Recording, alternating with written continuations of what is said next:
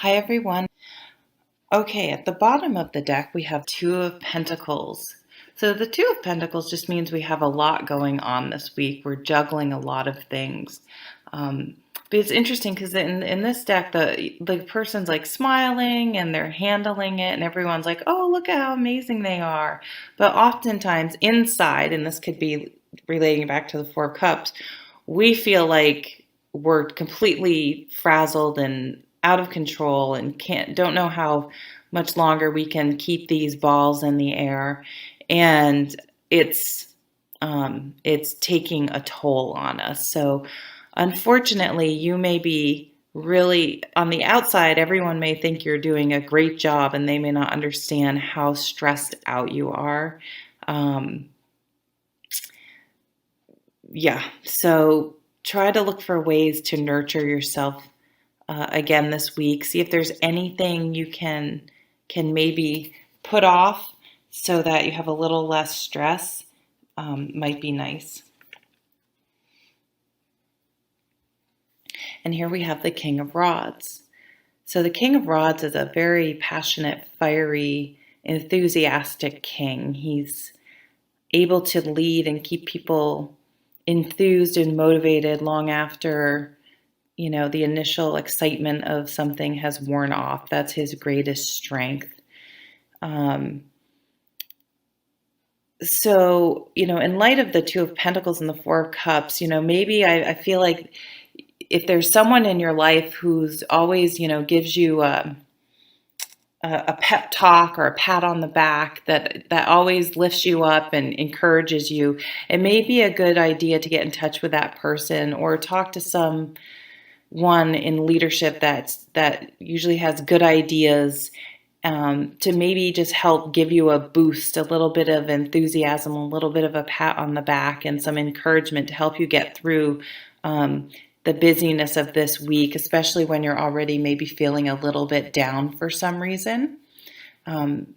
This king will definitely help you get a little spark going back in your life. Oh, and the Eight of Cups. Interesting. So, yeah, he may be like, you need to walk away from something. I mean, maybe that's what the Four of Cups is.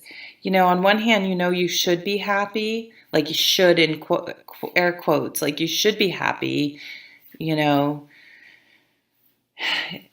you're with a nice person, or you have a good paying job, or a steady job, or whatever, everything, is fine on the surface, but that doesn't mean deep down it's right for you or what is really feeding your soul or making you happy.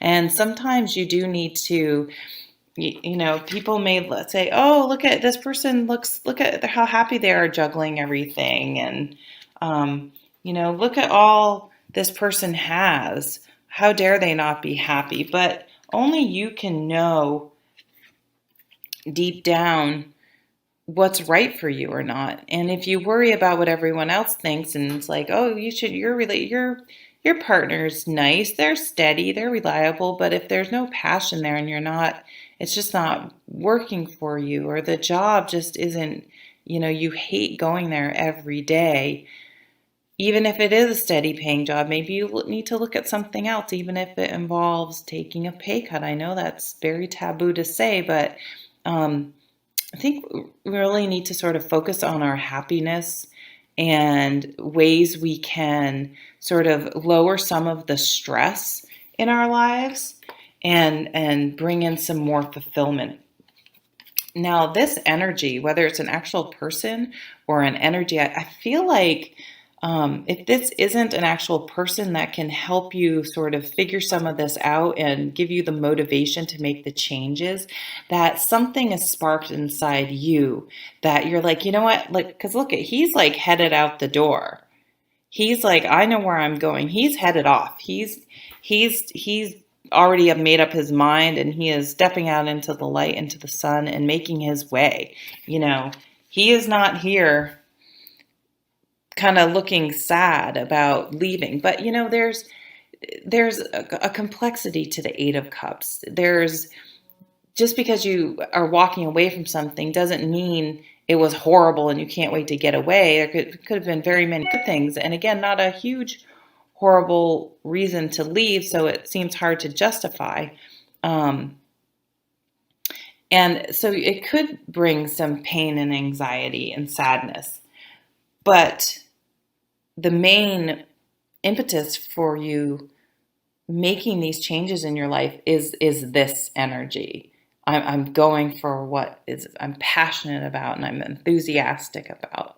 So I'd really surround yourself, try to cultivate this energy within yourself this week, or surround yourself with people that are just encourage you to follow what's right for you in your own heart and what makes sense to you, regardless of whether people think it's justified or not. You're the only one that you have to live with your life and your choices. And if it's not making you happy, whether anyone else thinks you should be happy or not, that's not, you kind of have to get over that. Now, remember, in this card too, this could be a mother and father, and this person is kind of scared, I would say, moving out on their own. So it can be like sort of sad, like leaving home, but it's also really exciting. So, if you look at the face, it's kind of like, it's not necessarily a sad face. It's like, okay, here I go. Maybe a little bit of anxiety or, sort of exhilaration / worry / you don't really know how it's going to turn out. But currently we have a lot going on and it's not making us happy. So what are we doing? So I think this week, look for the places in your life that kind of make you go feel like this. Even when everyone else is around you telling you how awesome you should feel and how great it is. If you're feeling like this, then that's how you feel. And look for some, consider making some changes. And then this doesn't have to be anything huge. It could be just one of these things that you're juggling. But it's just, the one thing that's just really pulling you down.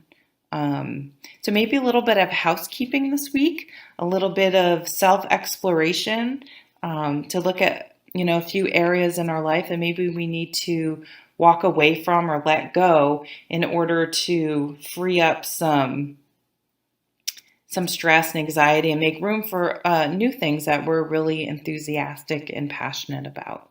Thank you very much for watching. Take care.